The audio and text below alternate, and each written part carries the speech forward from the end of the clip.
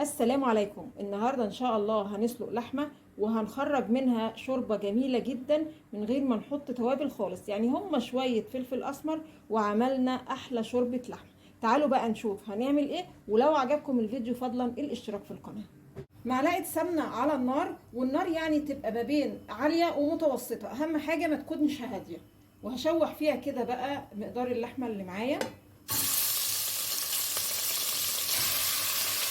وانا بشوح اللحمه هضيف عليها كده رشه فلفل اسمر، والاحسن يكون فلفل ابيض عشان ما يغمقش الشوربه. بعد اللحمه ما خدت تشويحه كده حلوه، هضيف عليها بقى طماطمايه وبصلايه وبشر جزر وفصين 3 توم مهروسين.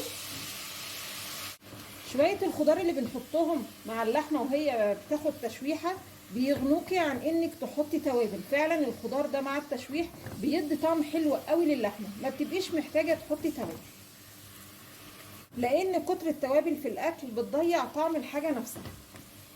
المكونات كلها بقى خدت تشويحه حلوه والريحه كمان ظهرت. بعد كده هضيف ليها الميه. بعد الميه ما غليت بقى مع اللحمه ههدي النار شويه وهسيب بقى اللحمه لحد ما تستوي، وكل شويه كده اجي اشوفها محتاجه ميه ازودها. اللحمه كده خلاص استوت، هظبط بقى الملح. وده الشكل النهائي معانا للحمه بالشوربه.